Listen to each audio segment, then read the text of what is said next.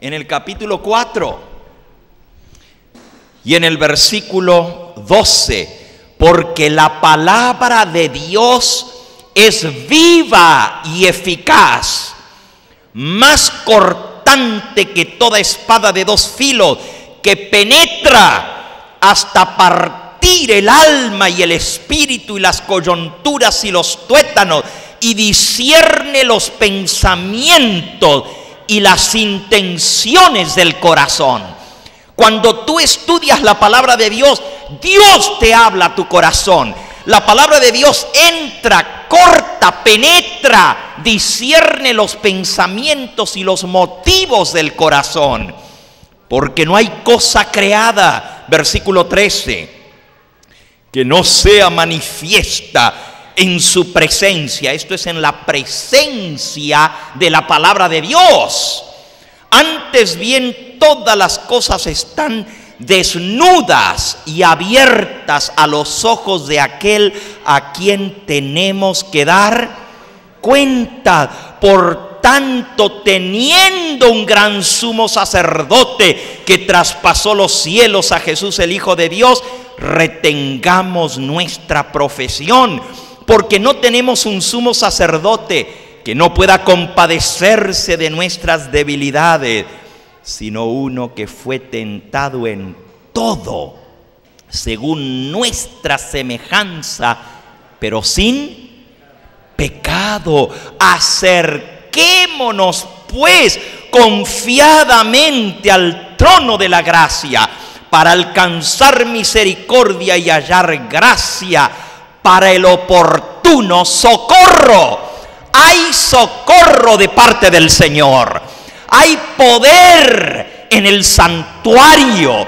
Hay poder en Cristo para vencer, porque Él se hizo hombre. Él vivió como nosotros, tomó nuestra misma naturaleza, con todo su pasivo, con todas sus debilidades, y sin embargo no pecó como hombre. Algunos dicen, él no pecó porque Él era Dios. Pero yo no soy Jesús. Él no pecó porque sujetó su naturaleza humana a su Padre Celestial, porque estaba en continua comunión con su Padre, porque se aferraba de Él y luchaba para conseguir la victoria. Ahí lo dice, ahí mismo en el capítulo 5. Dice en el versículo 7, y Cristo en los días de su carne, o sea, cuando estaba aquí como hombre en carne y hueso, ofreciendo ruegos y súplicas con gran clamor y lágrimas al que podía librarlo de la muerte, fue oído a causa de su temor reverente. Noten, Jesús, siendo hombre, dice que tenía que ofrecer ruegos y súplicas con clamor, con lágrimas, desesperadamente, al que podía librarlo ¿de qué? De la muerte. Ahora, aquí no está hablando de que Jesús le pidió al Padre que no lo dejara morir. Algunos creen que esto se refiere a cuando Jesús dijo, Padre mío, si es posible, pasa de mí esta copa, que Él no quería morir. No está hablando de eso. Está hablando de que Jesús, en los días de su carne, ofrecía ruegos y súplicas con gran clamor y lágrima al que podía librarlo de pecar y por lo tanto de la muerte. Y fue oído a causa de su temor reverente. Y aunque era hijo, por lo que padeció, aprendió la ¿qué? Algunos creen que Jesús le nacía obedecer por naturaleza, que como Él era el Hijo de Dios, pues era fácil para Él obedecer. Aquí dice que Él sufrió, que Él con ruegos, súplicas, lágrimas, se aferró a Dios, y por lo mucho que padeció, aprendió la obediencia. ¿Cómo padeció Cristo? ¿Ustedes creen que está hablando de que Él aprendió a obedecer porque padeció en la cruz? No. Miren de lo que está hablando en la página anterior, en el capítulo 2, en el versículo 18 dice: pues en cuanto él mismo padeció siendo tentado, es poderoso para socorrer a todos los que son tentados. Cristo padeció siendo tentado. Él padecía la tentación, porque era igual que nosotros. El versículo anterior, el 17, lo dice: por lo cual debía ser en todo semejante a sus hermanos, para venir a ser misericordioso y fiel sumo sacerdote en lo que a Dios se refiere, para expiar los pecados del pueblo. Tenía que ser en todo como nosotros para podernos socorrer. Si Cristo hubiera sido diferente a ti y a mí, ¿cómo podría comprendernos? ¿Cómo podría socorrernos si Él no pasó lo que nosotros pasamos? Si Él no tuvo las mismas tentaciones, si Él no tuvo la misma atracción, ¿cómo Él podría entender lo que yo siento? Y aprendimos esta semana, el martes pasado, que el hombre peca no cuando es tentado por el diablo, sino cuando es tentado por su propio deseo. Nadie diga cuando es tentado, dice Santiago, que es tentado de parte de Dios, porque Dios no puede ser tentado, ni tampoco Él tienta a nadie. Pero cada uno es tentado cuando de su propio interior nace el deseo y es atraído por ese deseo. Y ese deseo, cuando se lo anida, cuando se lo acaricia, cuando se lo contempla y cuando se detiene en ese deseo pecaminoso, el deseo da a luz el pecado. Y el pecado, siendo concebido, da a luz la muerte. Y Jesús rogaba, lloraba, suplicaba al que podía librarlo de la muerte. Y por lo mucho que padeció siendo tentado, aprendió la obediencia. Y habiendo sido perfeccionado, versículo 9 de Hebreos 5, Hebreos 5, 9.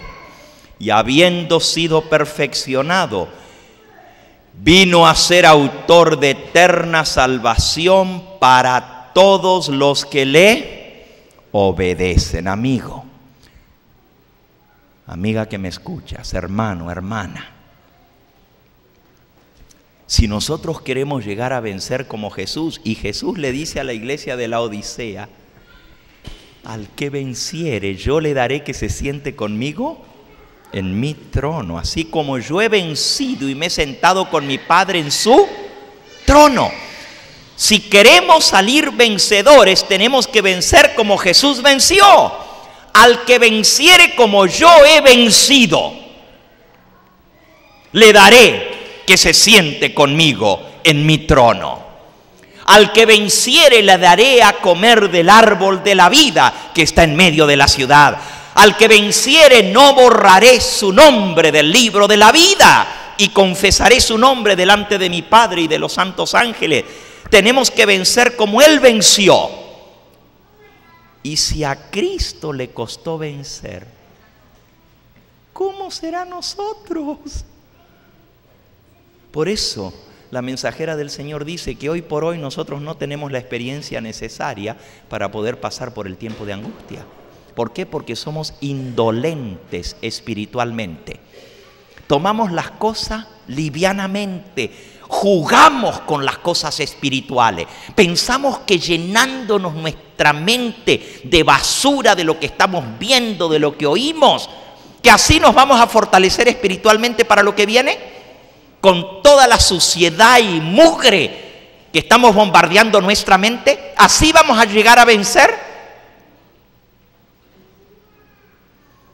Para poder estar fuertes espiritualmente, tenemos que alimentarnos espiritualmente. ¿Y ustedes creen que conviniendo el sábado a la iglesia, una vez por semana, nos vamos a estar alimentando bien para poder hacer frente a la tentación? Y todavía le echamos la culpa a los ministros, es que no nos alimentan, es que los sermoncitos que predican son tan livianitos que vamos a la iglesia y salimos vacíos. ¿Y quién te dijo a ti que tienes que alimentarte en la iglesia? La iglesia es un lugar donde venimos a adorar juntos, a alabar al Señor, pero para alimentarse hay que comer todos los días, mi hermano. No puedes esperar venir a comer y si lo único que comes es un sermón por semana y cuando vienes a la escuela sabática es la única vez que estudiaste la lección en toda la semana, ¿tú crees que así vas a subsistir?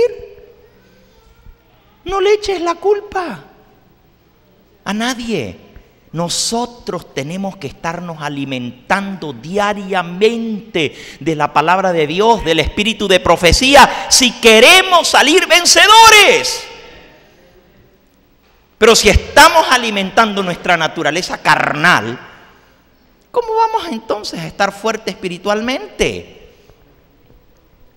La cita dice, es en esta vida donde debemos separarnos del pecado por medio de la fe en la sangre expiatoria de Cristo.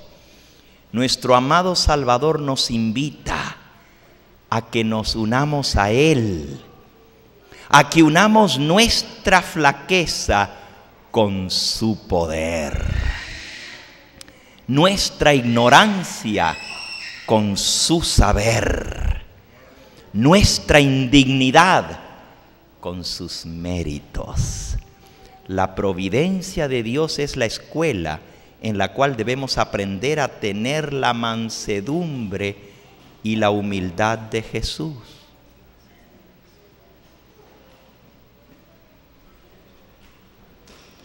Dios permite que pasemos por circunstancias para enseñarnos la humildad y la mansedumbre. Y nuestra naturaleza se rebela contra esto. Esta semana me llamó el pastor donde yo tengo mi membresía, aquí en la Conferencia Regional del Lago, para decirme que el coordinador de la obra hispana le había dicho que hay que borrar al pastor Gambetta de la iglesia, porque mandó una carta por todas partes diciendo que hay que recibir los diezmos y que nosotros tenemos derecho a recibir los diezmos, que por lo tanto hay que borrarlo de la iglesia. Y ahí Dios me probó, porque la primera reacción humana es decir, que se atrevan, me voy a defender y les voy a decir, a ver si ellos son los que tienen derecho a recibir los diezmos. ¿Cuál es el pecado que yo he cometido para que me borren de la iglesia? Pero después el Señor me habló y me dijo, te estoy metiendo en esa experiencia para que aprendas mansedumbre y humildad. Y yo le doy gracias al Señor por las pruebas. Ahora, si me van a borrar de la iglesia o no, eso lo sabrá Dios. Porque ningún pastor puede borrar a nadie de una iglesia. Solamente la iglesia puede borrar a un miembro. Si la iglesia cree que yo he cometido un pecado, pues la iglesia me podrá disciplinar, pero mientras que la iglesia no lo decida, no lo van a poder hacer. Sin embargo, el Señor permite que pasemos por estas circunstancias para que aprendamos. Miren, la providencia de Dios es la escuela en la cual debemos aprender a tener la mansedumbre y humildad de Jesús. El Señor nos está presentando no el camino que escogeríamos y que nos parecería más fácil y agradable, sino el verdadero, el que lleva los fines de vida eterna. De nosotros pues está que cooperemos con los factores que Dios emplea en la tarea de conformar nuestros caracteres con el modelo divino. Así que Dios quiere moldear nuestros caracteres y para eso nos mete en la criba. Para eso nos mete en el horno, para poder sacar la escoria, para poder dejar el oro limpio. Hay que pasar por pruebas. El oro tiene que ser refinado en el fuego. Y si nosotros no somos probados, no podemos desarrollar un carácter como el de Cristo. Cristo, cuando fue probado y tentado, dice que con ruego, con súplicas y lágrimas, le pidió a Dios que le diera la liberación para no pecar y así tener que morir. Y Dios lo oyó por su súplica, y aunque padeció siendo tentado, aprendió la obediencia, y por eso es poderoso para socorrer a todos los que son tentados. A Jesús lo acusaron injustamente. Bendito sea mi Señor. ¿Me puede comprender? Al Señor Jesús lo abandonaron los que estaban con Él. Sus mismos compañeros, sus mismos discípulos que Él había ordenado al ministerio, se volvieron en su contra. No me sorprende entonces. Si al Señor Jesús le pasó eso, me puede comprender cuando los mismos pastores que yo ordené al ministerio ahora se vuelven enemigos míos. Bendito sea el Señor, que me puede entender. Alabado sea su nombre, que me da a lo menos gustar un poquito de lo que Él gustó. No tenemos que pasar nada que el Señor Jesús no haya pasado antes por nosotros. No tenemos que recorrer ningún camino que Él no haya recorrido. Él conoce cada recodo del camino. Él conoce cada obstáculo, cada piedra, cada espina, porque ya le pinchó a Él antes, ya lo hirió a Él antes. Entonces Él me puede socorrer cuando yo estoy en necesidad. Alabado sea su nombre. Dice la Escritura que cuando viene la prueba, en lugar de quejarnos, debemos alabar al Señor. Dice Santiago en el capítulo 1, hermanos míos, versículo 2, tened por sumo gozo cuando os halléis en diversas pruebas. ¿Qué hay que hacer cuando viene la prueba? Hay que ponerse contento, dice aquí. Pero ¿quién se pone contento cuando le viene la prueba? Está difícil, ¿verdad? Cuando viene la prueba, dicen los mexicanos, nos agüitamos. Nos agüitamos. Pero aquí dice que cuando viene la prueba hay que ponerse ¿cómo? No dice ni gozoso ni contento. Dice muy contento, sumo gozo. Sumo gozo, hay que alegrarse cuando vienen las pruebas. Hermanos míos, Santiago 1:2, tened por sumo gozo cuando os halléis en diversas pruebas, sabiendo que la prueba de vuestra fe produce ¿qué? Eso es lo que el Señor me quiere enseñar a mí. Paciencia. Y sabiendo que la prueba de vuestra fe produce paciencia, y la paciencia, su obra completa, para que seáis perfectos, cabales, y que no os falte cosa alguna. Pero si eso es lo que yo quiero llegar a ser perfecto, porque solamente los que lleguen a ser perfectos podrán pasar por el tiempo de angustia. Así que Señor, mándame más pruebas, que vengan y más duras cada vez, porque si logro aprender a pasar las pruebas que vienen ahora, podré pasar por la prueba más grande. Pero si ahora estoy jugando con la liga de barrio, ¿qué va a pasar cuando tenga que jugar con las grandes ligas? Si a este nivel me dejan volteado, ¿qué va a pasar cuando venga al nivel de las grandes ligas? Cuando venga El tiempo de angustia como no ha habido desde que existe gente en la tierra, ni lo habrá. Si ahora que nos vienen estas pruebitas, nos agüitamos todos, ¿qué va a pasar cuando venga la prueba real de nuestra fe? Por eso tenemos que darle gracias a Dios y no retroceder ni siquiera un paso para atrás. Dándole gracias a Dios en todo.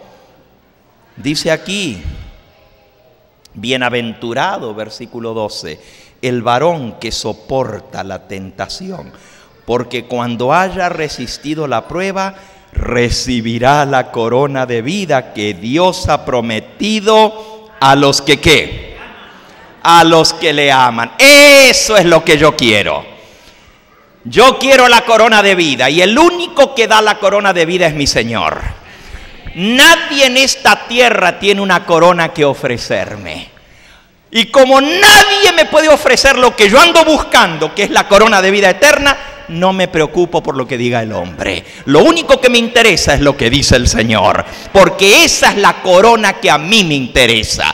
No tengo que agradar a ningún hombre, porque el único que tiene un premio para darme es mi Señor, y a Él es que tengo que buscar de agradar. Que Él me ayude a serle fiel a Él y no a agachar la cabeza delante del hombre. Cada uno de nosotros vamos a ser probados. Y viene un tiempo de angustia, pero el Señor permite que nos ponga en pruebas ahora para que aprendamos la lección.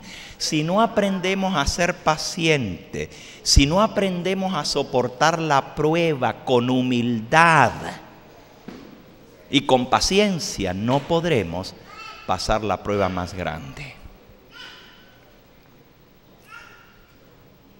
El Espíritu Santo quiere hacer una obra en ti.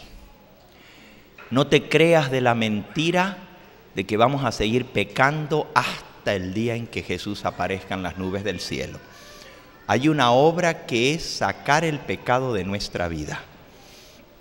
Ahora, purificarnos. Y cuando esa obra esté concluida, estaremos listos para la venida del Señor.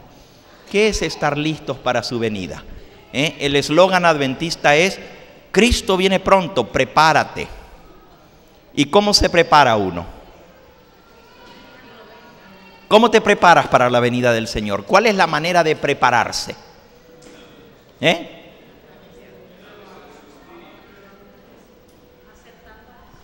Bueno, Apocalipsis capítulo 19.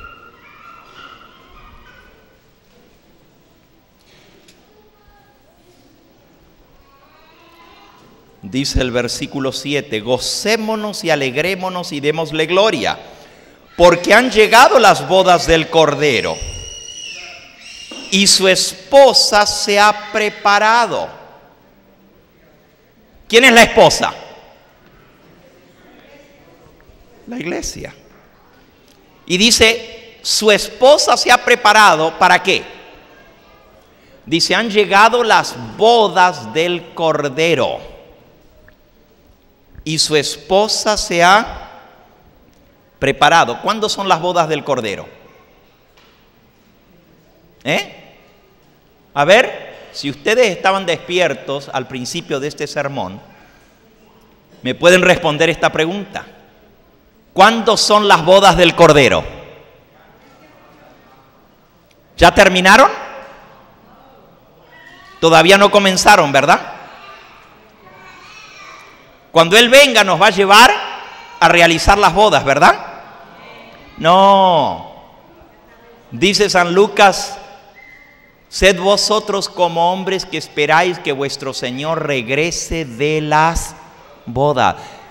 Hoy leímos que en este momento Jesús está haciendo las bodas, se está casando con su esposa. Cuando termine las bodas, va a venir a buscarla para llevarla a la casa de su padre. A veces nosotros no entendemos cómo es esto, pensamos que las bodas son como las bodas de hoy en día. No, la boda oriental es, la novia no está presente en el momento de la boda. Y ustedes dicen, ¿pero cómo va a ser eso? ¿Cómo la novia no va a estar presente cuando se casa? Pues así es, hasta el día de hoy en los países orientales, la boda se celebra entre el novio y el padre de la novia. Es un arreglo que se hace, van ante los jueces y hacen el arreglo, y el novio le paga la dote al padre de la novia, y el padre de la novia firma los documentos que le entrega a su hija, y ahí se sella la boda, pero la novia no está presente. Cuando ya se casó, entonces el novio va a buscar a la novia para llevarla con él. En este momento, ante la corte celestial, se están firmando los documentos de casamiento entre tú y el Cordero. El juicio investigador es esa boda donde cada uno está siendo investigado para ver si su nombre va a quedar en el libro de la vida o va a ser quitado de allí. Todos aquellos que no hayan logrado vencer el pecado en su vida por la sangre de Cristo van a ser quitados del libro. Su nombre no va a estar como parte de la novia, van a ser arrojados fuera. Pero aquellos cuyos nombres estén allí son los súbditos del reino, son la esposa del Cordero. Y cuando Él viene a buscar a su esposa. Dice el versículo 7, gocémonos y alegremos